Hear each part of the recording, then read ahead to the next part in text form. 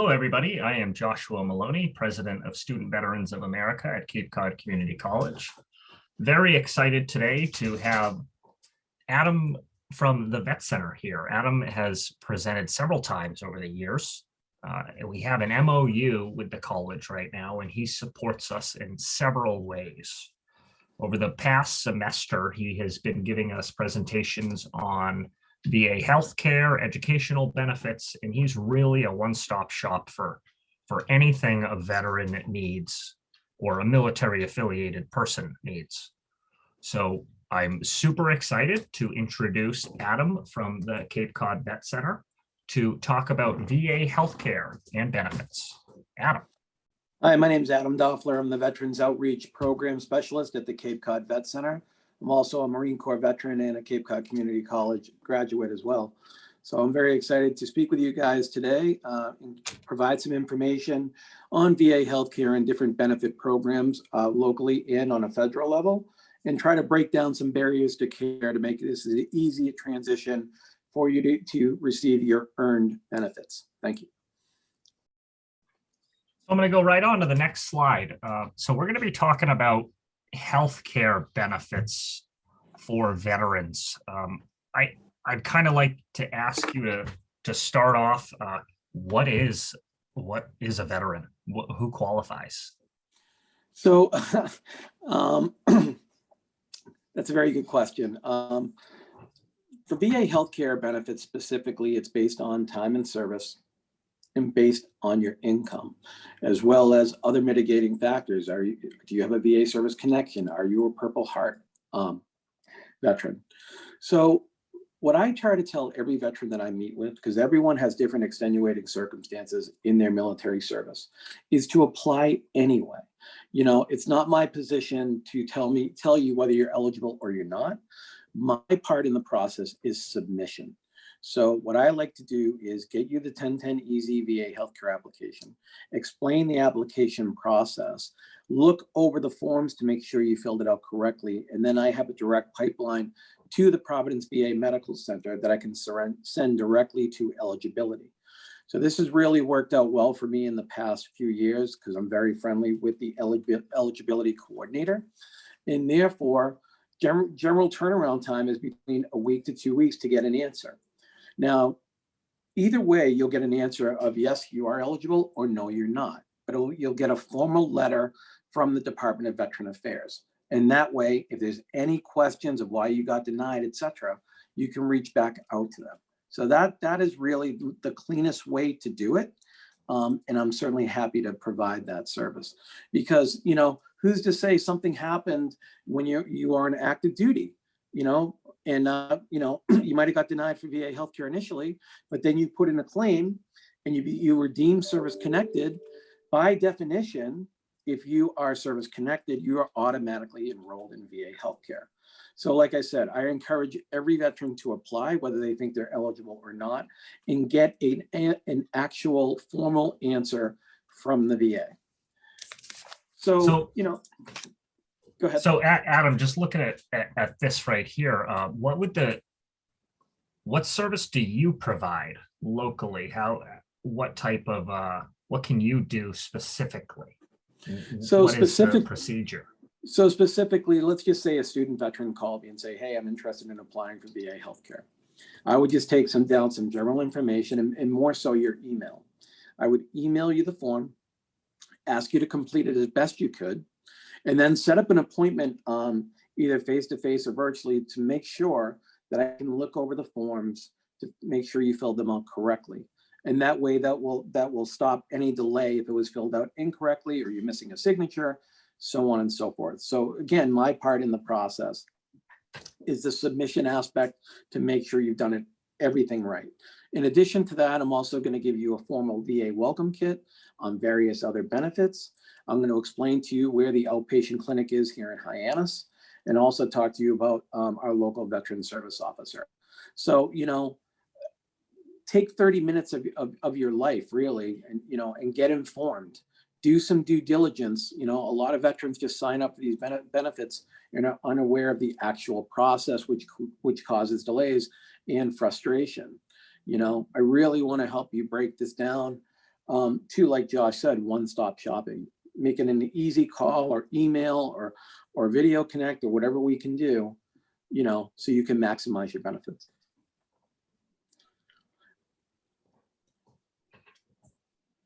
Getting back to the process of applying for VA healthcare, there's a couple things that you will need to apply.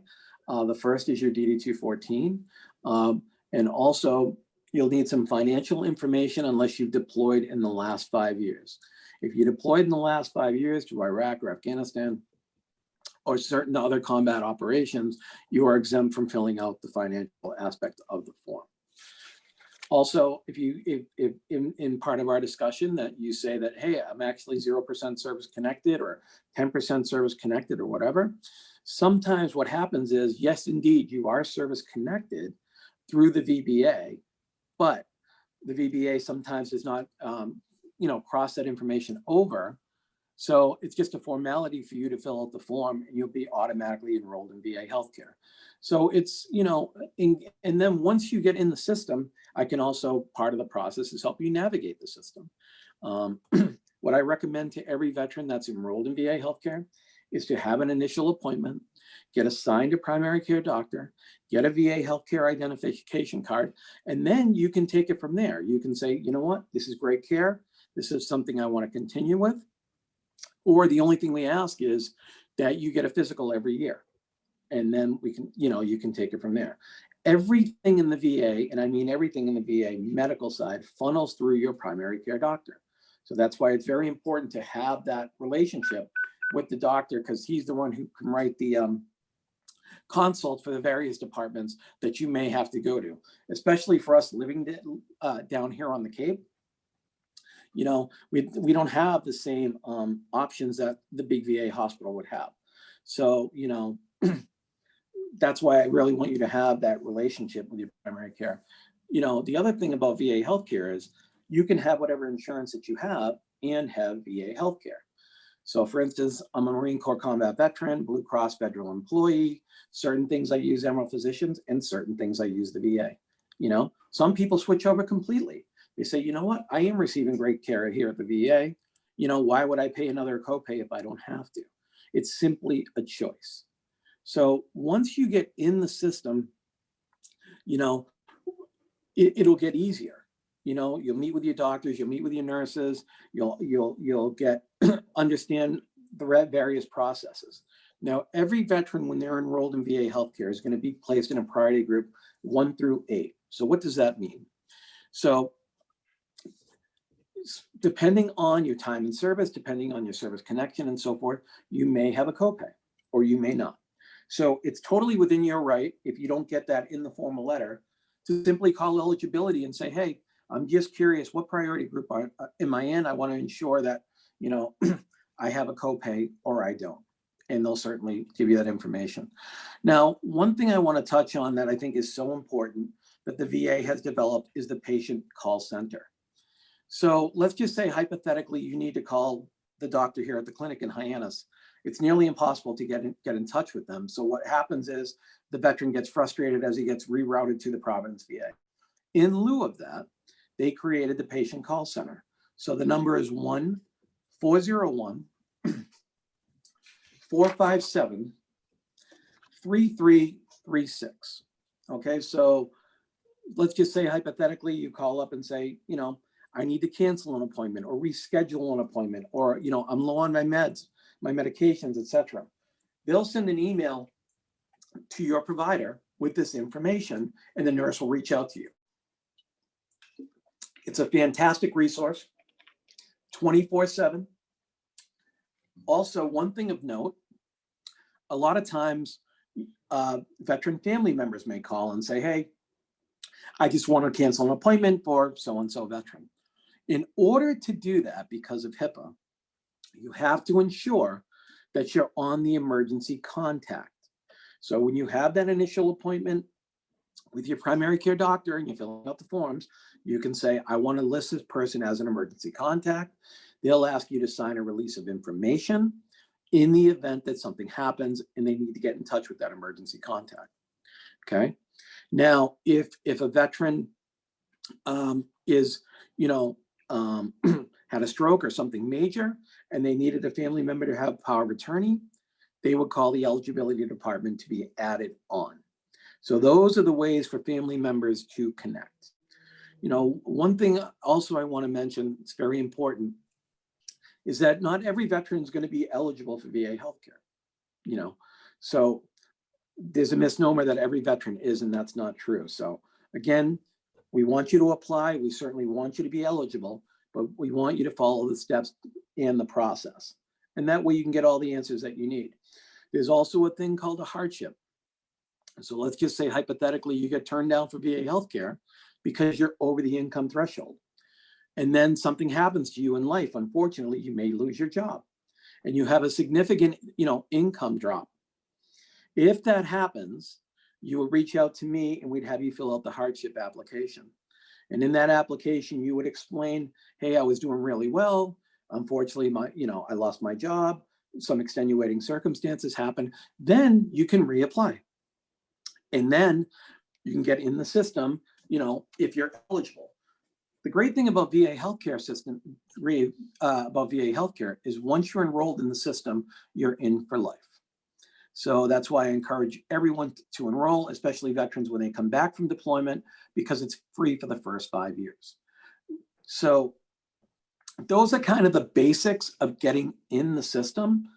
Also, another service that we provide is we have a lot of veterans who, especially student veterans, they might want to go to a college in another state. So what will we do in that particular situation is that when the semester is going to start at your new school. So a couple months in advance, you'll go to your primary care doctor and say, hey, could you please write the consult to the traveling nurse so I can be reassigned, in California. So that way it makes the transition process very easy for you because they'll write the consult, you'll get an appointment scheduled in California, a new primary care doctor, your records will be transferred over, etc. So you don't lose any continuity in care. And you would do the same thing in reverse. If you were coming back for the summer to the Cape, they would write the consult back to Providence, and then you would see a primary care doctor. So there's a multitude of great services that we can provide once you're in the system. Adam, I think we've done this a couple times, and one thing that I really picked up on every time is that I learn more every time that I talk with you. And I think that that's really the example of you're here for a reason. You know a lot of things. You can, a very broad range of veteran issues on Cape Cod. So it really behooves us to reach out to you. And even if we're just going to ask questions, even if you direct us somewhere else, knowing that, hi, okay, in 40 years, if I'm eligible now, I still could be eligible later. That's really nice to know if I just got back from the service. Yeah, exactly. And, a lot of this stuff that we talk about is awareness and education, in maximizing your benefits. For me, I didn't use a benefit for the first 15 years when I got out of the Marines simply because I didn't know. So that's why it's great connecting with you guys and explaining that, because there's so many things. I mean, the VA healthcare system is the biggest in the nation. It's just a massive thing, and we want to just make you navigate it easily. Other things about the VA. So let's just, especially for us living here on the Cape, being 75 miles from the Providence VA, we have to, do the best we can with what we have. So let's just say, as an example, it's Friday night, okay? And you get into an accident or something happens, you fall down the stairs, break your arm, something of an emergency nature. So, obviously we're closed, and again, everyone's definition of emergency is a little bit different, but to me, you break your arm, that's an emergency. So you will go to Cape Cod Hospital, you'll show them your VA healthcare ID and let them know that you're enrolled in VA healthcare. And then by statute, you have 72 hours to report this to the VA Medical Center. Okay. So you can call, the Providence VA on Monday or Tuesday, ask for eligibility, let them know, well, actually call the patient call center, the 401-457-3336, and explain to them what happened, and they'll connect you to the right place. Okay. Now, on certain circumstances, they may not cover it. But to me, an emergency is an emergency, and they'll work it out. So another great service that no one knows about, so that would be, at night, on the weekends, and you have to go to Cape Cod Hospital. Also, recently, through the Mission Act, you have the urgent care program. So urgent care would be a situation where you can't get into the clinic, and the clinic says to you, what town do you live in? Okay, well, I live in Falmouth. They're going to be like, okay, well, we are a partner with Convenient MD in Falmouth, and they can hook you up,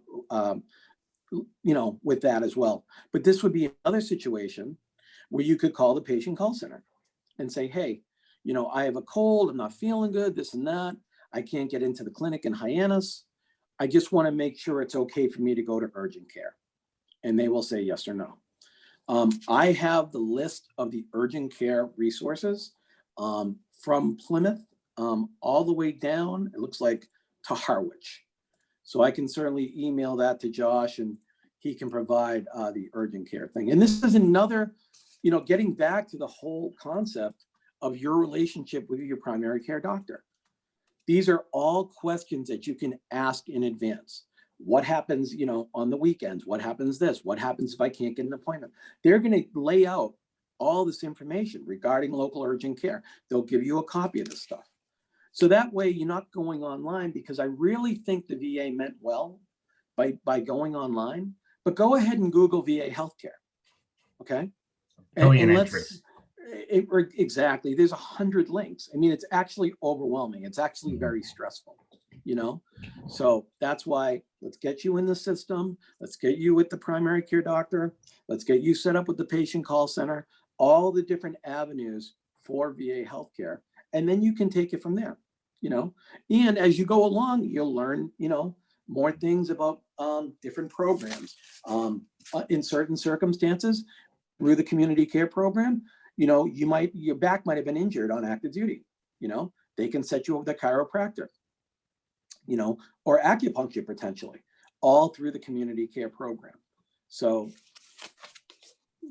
let's just try to make it easy as we can. You want to go a couple slides down, Josh? Yes.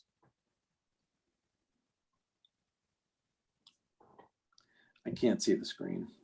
Oh, so this right here is the Hyannis. We're looking at the Hyannis CBOC VA Providence Healthcare System, which this is a good time to ask. We got a question through the chat.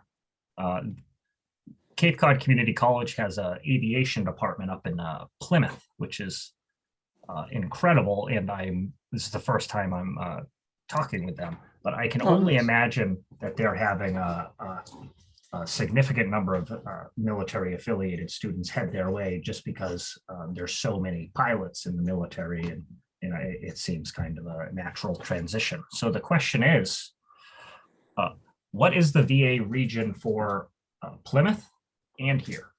Who would they go to? Great question. So if you fall under Plymouth, you're in the Boston VA healthcare system. So that means you can be seen in Boston, at Jamaica Plain, West Roxbury, or Brockton. So some veterans who live in Plymouth and a little bit further still want to come to the Cape. It's just a choice, but you can't have both. It's got to be one or the other.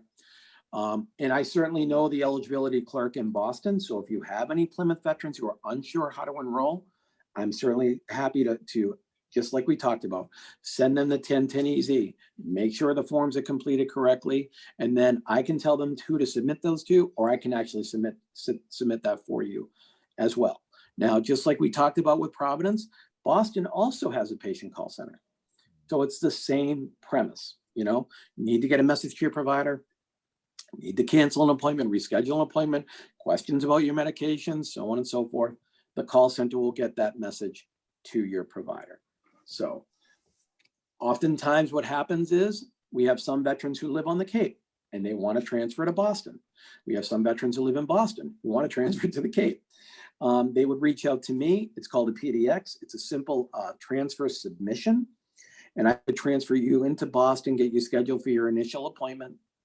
And then you're in the Boston system with a new primary care doctor. So not uncommon by any means, and certainly within the veteran's right to do at any time. I want to elaborate on something here too.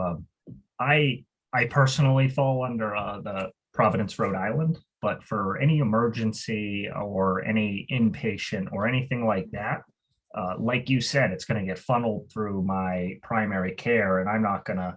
I may not get sent down to an inpatient or a program down in Providence. They may say, oh, there's a better service here in Brockton. Some things may be there. So there are times that we can walk across these lines a little bit, but just like you said, it's got to go through. It can't just be us calling, because it's got to be the right way. And that's really a great service that you provide. Yeah, in another aspect of it, I mean, a lot of our veterans that go to VA healthcare services, they are 30% service connected or higher. So, because of the distance of where we live from the Cape, we have some mileage reimbursement for certain trips. So that's another thing that you want to talk to your primary care doctor about. Hey, I live in Truro. I have to go to Providence, VA for whatever, because it's a service you could not provide, whatever, it's for your heart or something of that nature. Do I get mileage reimbursement? And they'll say yes, and they'll tell you what the process is. Now, previously, you could just swipe your VA healthcare identification card at the kiosk. That is no longer. Everything will have to be done by direct deposit now for mileage reimbursement. This is a brand new edict that came into effect about a month ago. I'll try to get the information on that, but I know that might be a challenge for a lot of veterans who don't know how to navigate direct deposit. So that's something, but there's no changing it. I spoke to leadership about it, and that's the way it's going to be. Also talking about Plymouth, just like Hyannis, Plymouth has a CBOC. So CBOC is, an outpatient clinic in your community. They're community-based, that's what it stands for. And what services can they provide? So one of the services, primary healthcare.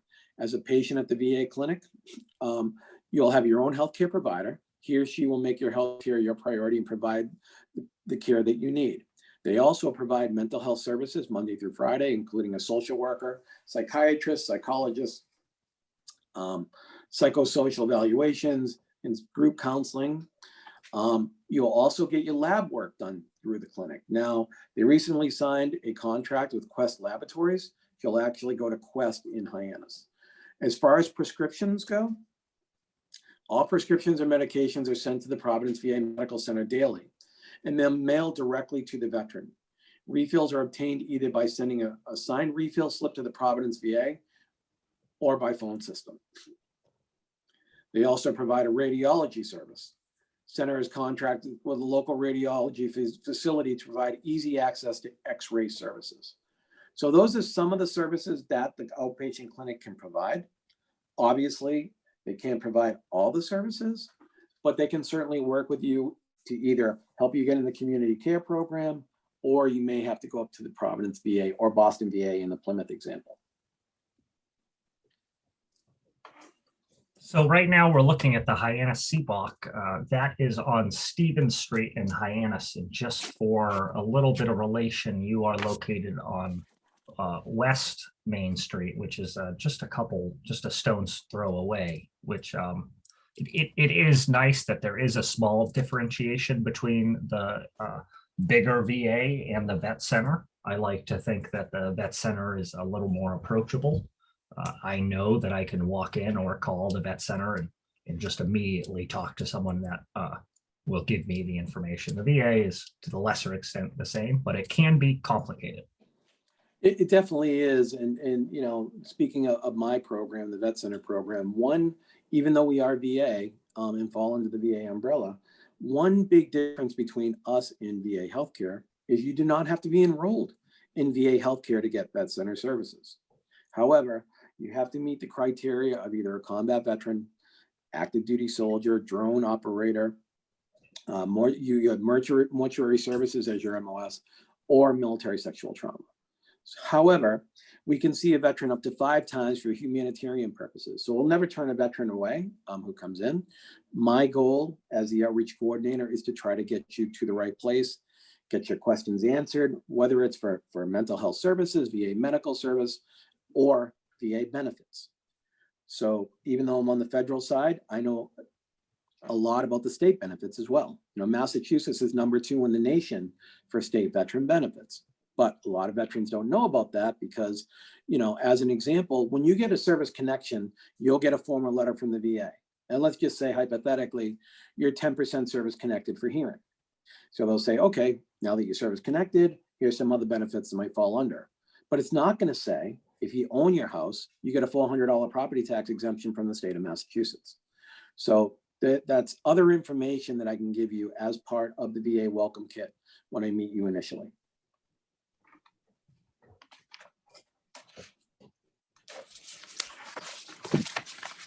So now we're looking at the Department of Veterans Affairs and the VBA and the VHA versus the National Cemetery Administration. I think that this is one of the points that shows that we could go to any three of these looking for something else, and it's not necessary. I kind of think about it like if I needed mental health help and I went to a knee doctor, the knee doctor is likely to say, I'm sorry, I don't do that. And that may be rude, but they just don't. So Right. reaching out to you or VBA or the right person is what's helpful. Right. And, you know, and Josh, this is kind of what's helped with the modernization of the VA. You know, when I started here in 2010, we were still doing paper records. You know, now that we have, you know, various technology systems, we can get to the right place. So for example, if Josh calls me up and says, hey, you know, I'd really like to meet with a VBA coordinator, et cetera, we have Teams now. So I can look up the VBA coordinator on Teams and be like, you know, hey, Mark, are you available to meet with the veteran in the next week or something like that? And we can try to get you scheduled with a benefits question or benefits, you know, interview per se. And vice versa on their side, they can say, hey, Adam, I have someone who, you know, is enrolling. It just got service connected for PTSD. He's finally ready, you know, to see a counselor, blah, blah, blah. And we can connect that way. So the expediency of it all, as opposed to getting back to calling a 1-800 number, getting frustrated, you know, so on and so forth. This will mitigate these circumstances. But you're right. These are the big three: the Veterans Benefits Administration, the Veterans Health Administration, and the National Cemetery. So a lot of times when veterans call me up, they say, hey, Adam, I just want to look into VA benefits. And I'm like, okay, well, let's break it down a little bit. Is it for healthcare? Is it for voc rehab? Is it for your GI Bill? You know, so on and so forth. And then once we establish what you're looking for, then we can hook you up with either VA healthcare or the VBA. In the time that I've been here, 11 years now, I've tried to meet the subject matter experts in the various different departments, if I can, and if they are available. I try to get them scheduled with a student veteran if they have questions about the GI Bill, voc rehab. We have multiple presentations, you know, yearly presentations on these different benefits. As a matter of fact, coming up on April 21st, we have the voc rehab presentation. I encourage any student veteran or any veteran for that matter to go to this. Michaela and Tim are at the top really on educational benefits, and they're going to be the presenters, and Josh can certainly provide that link to you guys. So, you know, please come to that. But yeah, that's the big distinction. So when you call up and I say, you know, this is the vet center, we're under the VA healthcare umbrella, but if you have questions about voc rehab or something, we can certainly connect you with the Veterans Benefits Administration, the VBA as we call it, and they are also the final answer when it comes to your disability. Next slide. So it looks like we have quite a few local resources on Cape Cod. I appreciate you compiling this. Yeah, I mean, you know, obviously things have been a little up in the air because of COVID. Under normal circumstances, all these offices would be open. But because of COVID, you know, the Hyannis office is open and the Harwich location is open on Friday. But outside of that, they're doing most of the work, you know, either virtually or you meet at their office. So Massachusetts Department of Veteran Services really is kind of, you know, our go-to community partner here for benefits. And as you can see, they cover every town on Cape Cod except for Falmouth. Okay. So why would you call them? How could they help you? So you would call them for a few reasons, but the main reason is you want to put in a claim. So they'll say to you, okay, we'll schedule you for an appointment. Bring your DD-214 and whatever other evidentiary information that you can, and we'd be happy to submit the claim for you. Also, they provide a program called Chapter 115 for low-income veterans, which is a monthly stipend between $600 and $1,000 to get you back on your feet. Also, it's just good to connect with them anyway, because they are your local benefits liaison. So you can have an appointment with them and say, hey, you know, I'm really not sure. You know, I've been out of the military for a little while. You know, I did serve in combat, or I didn't, or I had an injury or whatever. And they'll look over your records and help you maximize your benefits. So they're state, we're federal, but we literally partner with them every day or every week. We do joint presentations together, so on and so forth. So it's really nice to have that community partner relationship with them, and they are extremely helpful. Greg Quilty is a retired Marine Corps officer. He's the director of the program. And then currently they have 2 veteran service officers under him, and they're hiring another one. So they're pretty good about, you know, getting the appointments. I know right now with COVID and being shorthanded, it may take a little bit longer than normal, but they're fantastic at what they do and very seasoned. Next slide.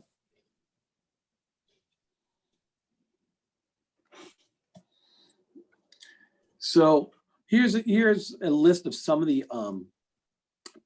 benefit services that they can provide. They could help you get your mouse welcome home bonus. Certain family members are eligible for certain family benefits. They also can answer questions about various federal benefits, financial resources they can provide, financial and medical assistance, survivor benefits, education benefits, a multitude of things. They can help Marines who, you know, with their Camp Lejeune claims or any claims for that matter. They can help you retrieve your DD-214, which is always the starting point for us for any services that we can provide. So highly recommend connecting with them. And as you can see, they cover the entire Cape except for Falmouth. Don Lincoln is the Falmouth Veteran Service Officer. Great guy, and I can certainly give Josh his information to provide to the Falmouth veterans. I think something nice to hit on here is that the state has actually a different classification of a veteran. So they consider, I believe it's basic training in 1 day. So the services, so if you may not be eligible for VA services, you may be eligible for state services. Is that correct? I believe so. I mean, their criteria is definitely different than ours. I mean, I think it's 180 days of active duty outside of training and outside of your 2 weeks, but everything is on their website. And I know one of the things specifically on their website is the definition of a veteran. And I also, something I'm really getting out of this is that it's helpful for us, and even what the subject matter experts like you, Greg Quilty, John Alexander, what they're doing is networking with each other. That nobody's saying I have all the answers, I got it. So you're reaching out to the educational resources, you're reaching out to the town resources, which is good. And on the educational resource, we got another question that I think is pretty relevant. Could a student be eligible for any healthcare, any educational benefits if their parent was eligible? If a parent had GI Bill, is there any way that could transfer ever? Well, there is, but I believe you have to do it while you're still on active duty. But it's possible. So if a student said, yeah, I'm using my parents' resources, I've heard of that. I think John could probably talk more to the specific numbers of military affiliated dependents versus those students. Is John on the call? Yeah. Yeah, we have I think of the 124 educational benefits, I want to say 34 or 37 are dependents, whether they're spouses or children. And like Adam was saying, you have to indicate prior to separating from service whether you want to transfer it. But there's and also if you become 100% after separating, then you get a second bite of the apple there. So it's another shot there too. Thank you, John.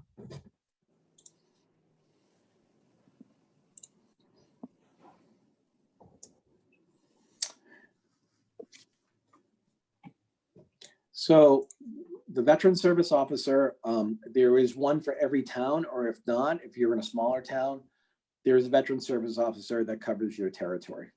So please reach out to them. Great idea, whether you got out last year or 15 years ago, still reach out to them and see. You know, there might be some state benefits you're unaware of. The property tax exemption one is a big one for people who own their home who have never heard that before. So definitely good to have that relationship. Great.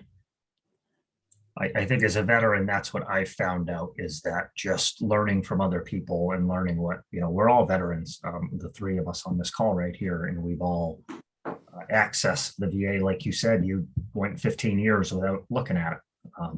I did a little less, but I certainly tried not to engage for a little while. And, you know, things are better now engaging. So as a local person, a local veteran, a combat veteran, I really appreciate what the VA has done to make the veteran plight a lot better. You know, we look back at the Vietnam War, for instance, and that's it doesn't look the best for sure, but PTSD wasn't invented until 1986. So there's a lot of stuff going on there. Yeah, I mean, the VA is constantly, you know, trying to improve services. Things change all the time. Eligibility requirements change all the time. So it's always great to, you know, try to meet with someone like me or someone like Department of Veteran Services or anything like that. Because if we don't know the answer, we certainly know the person to get you to. As opposed to calling a 1-800 number and just getting incredibly frustrated, or going online, clicking one link just to click to another link, you know. So I think there's also a large number of veterans that may be older that maybe never engaged, but they still could. It may be harder, but they still serve. They may still have service-connected problems from whenever they got out years ago. Would they, if they were, let's say, a combat veteran from Vietnam, could they reach out to you and get information? that's actually one of our biggest populations down here on the Cape, is the Vietnam veteran. And as you know, unfortunately, a lot of them do have Agent Orange. We've had many veterans come in here, you know, they're all been out for about 50 years now, and, you know, applied for whether it was hearing or bladder cancer or anything like that. Let them know, absolutely. As a matter of fact, the Vietnam veteran is the only veteran that's automatically eligible for VA healthcare because of Agent Orange. Next slide. So I love this idea, what the Providence VBA, Veterans Benefits Administration, came up with. Pre-COVID, they would have a representative come into my office once a month, Mark Ramos, and he would do a presentation on a various benefit, how to submit a claim, so on and so forth. They also had a representative go down to the Highness Primary Care Clinic, Andrew, who could help process claims, answer questions, about your claim, so on and so forth, because they have all the access. So because of COVID, they came up with this online portal called Wait While. So if you click on the link of Wait While, it'll bring you to a couple different options that you can look at, and then you can actually schedule an appointment with a VBA representative online. So to me, this is really one of the greatest systems that they come up with, because it says select service. I'm looking at it now. You are booking a telephone appointment only. Please select the date and time you would like us to contact you. Appointments are no more than 30 minutes and they're scheduled between 9 and 3. And then there's a drop-down box that says select service. So first option, benefits letter. Second option, certificate of eligibility. Third option, I need help getting my DD 214. Then there's a section that says general questions. You want to ask questions about service connections, non-service connection, questions about survivor benefits, anything like that. Or status inquiry, right? So let's just say you click on status inquiry. It's automatically going to bring you to a date and time and tells you how many appointments are available, and you can schedule this appointment. Now, why is this important? A lot of veterans, they think they're service connected or possibly eligible to be service connected. My recommendation is to meet with these subject matter experts, get all your questions answered first, do your due diligence. They're going to tell you what documentation they're looking for, etc. And then that way, then you can contact your local veteran service officer and submit the claim. To me, as a veteran myself, do your due diligence, get all the information that you can. And then that way you can say, you know what? I did everything on the Wait Well program. I did everything with my veteran service officer, submitted my claim. I'll wait for what the response is. And then whatever the service connection rating is, it is. But at least you can say, I did everything the right way. And that is a fantastic service that they had. I've been giving out that Wait Mobile email and link literally almost every day now. We have a lot of veterans, as you know, and active duty soldiers out on the base. So, we're coming up on pre-retirement or certain injuries or anything like that. I mean, even if you're not ready to do the claim for a year, this would be a great service that you could connect with and get your questions answered, because they're right there at the regional office. Or if you had a pending claim and it's been 6 months and saying, why haven't I heard anything? They can help you get the information that you need and answer any other benefit questions that you have. So I'm ecstatic about the service that they can provide. So do we have any questions? I do have a few. And Sure. I like to ask everyone that comes, I think I've asked this from you before, and you've alluded to it before today. It's a little bit outside the box, but I want to ask about how you mentioned that the VA is the largest healthcare provider in America. So as a college institution, obviously not 100% of us are veterans. We have people trying to get careers in all sorts of fields. Do you need to be a veteran to work for the VA? No. I think right now the percentages, I think it's 60-40 civilian at the VA. I think that's what it is. But no, absolutely not. I mean, my office alone, I work with a lot of civilians, and they're all great. No, we encourage people to come work at the VA. You'll have to go on the USA Jobs website. But if you're a student veteran, we have a great Veterans Employment Officer, Jim Guzias. Jim can help you with your resume, help you apply for federal jobs and so forth. So I think he'll be one of our guest speakers down the road. So fantastic resource, but that's a great question.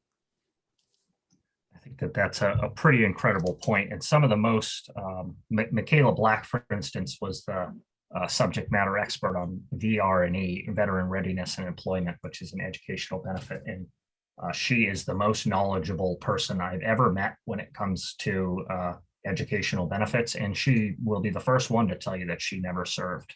But something that we all agree on is that she's been accepted into the veteran community. She comes, she talks to us, she gets us.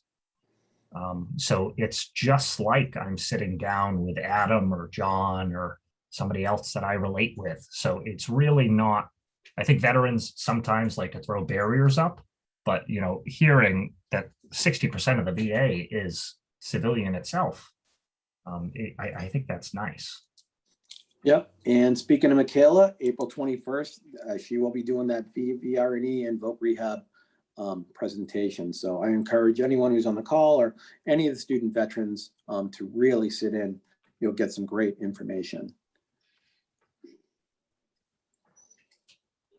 And then another question. Yeah.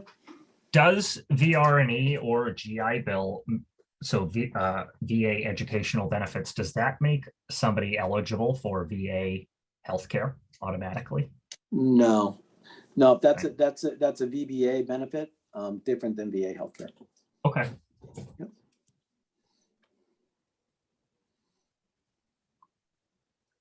Then I have one more question.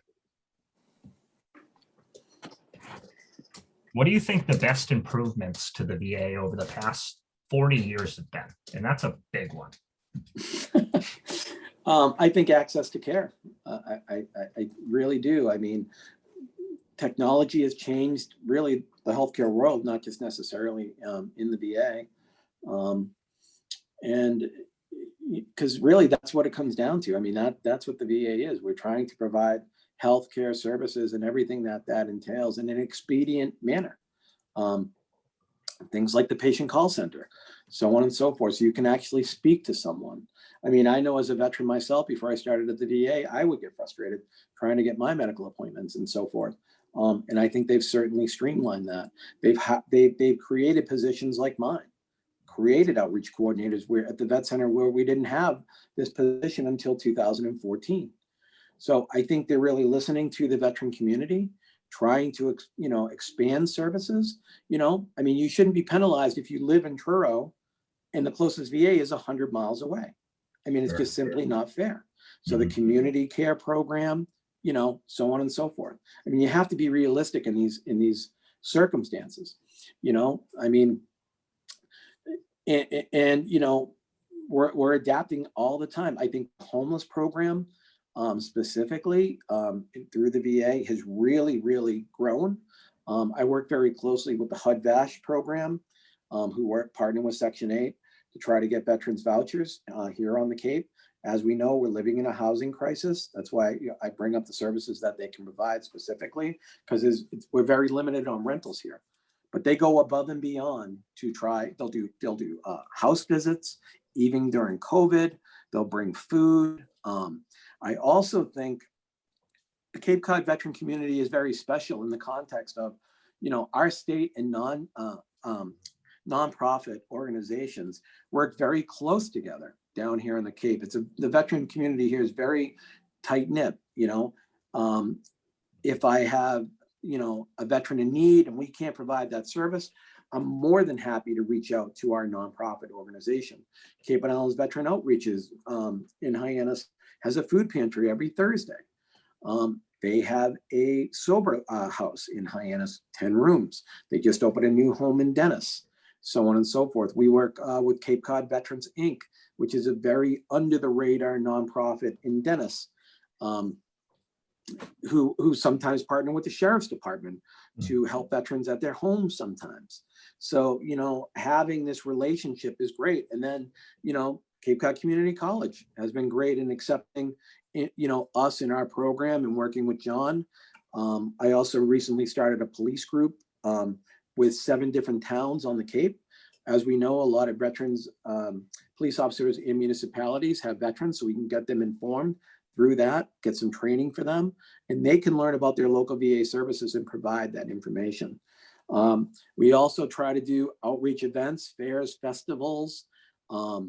We have a Food for Vets program coming April 20th. It's just a drive-through ceremony. So I think all of it really has come together. Can it improve? Of course it can improve, but little improvements like the wait while, that'll go a long way in helping veterans. So, in getting away from those 1-800 numbers of the world. We did have another question about VA community events in the COVID time. So I think that this is an example of, because you are a VA employee and you have helped run this, so this is an example of one. But what are some other examples? I know you talked recently, you do a really great job with the Vietnam Veteran Day in Hyannis. So yep, the Vietnam Veteran Ceremony is every year, March 29th. It was a drive-through event. We pinned 60 Vietnam veterans, which was amazing. But right now, due to COVID, yes, indeed, We are limited on our outreach events because of that. So there'll certainly be outdoor events. But as you've seen, the state of Massachusetts has had numerous VA vaccine outdoor clinics where tons of veterans within the state of Massachusetts have been getting vaccinated. We just had one last Saturday at the college, as a matter of fact. And I think we vaccinated, 470 veterans.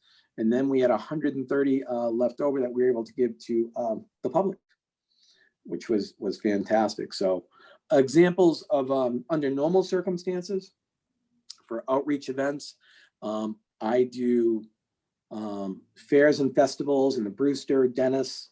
I do the Father's Day car show in Hyannis. I'm doing Troops in the Spotlight coming up for Memorial Day weekend. So that's a great event.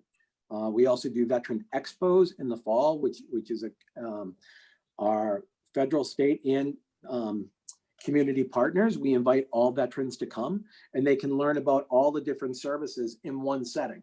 So all the subject matter experts from that department will be there. So as we start to wrap up, I know I asked you what you thought the best improvement to the VA was. And I want to close with what I think mine is. And I kind of know the history of why the vet center was made. And I think that the vet center and how it was designed and how it still operates is the best service that the VA has provided. I think programs just like this and programs that we've been to together for over a while really show that this is the VA getting into the community, of reaching out, that it's difficult for a hospital to do that, but this is a different way, friendlier way. And I personally think that this is the biggest improvement. So Adam, I truly want to thank you for your time yet again. I want to thank you for everything you do for our community. I want to thank you for the MOU that you signed with Cape Cod Community College to support the students here on behalf of Student Veterans of America at Cape Cod Community College. I truly appreciate it. I also want to thank John Alexander, the school's military and veteran service advisor. We could not do any of this if it was not for him. He is the greatest resource for me at the college. Adam, I also super thank you for your service. And everybody, thank you so much for coming today, and goodbye. Thank you.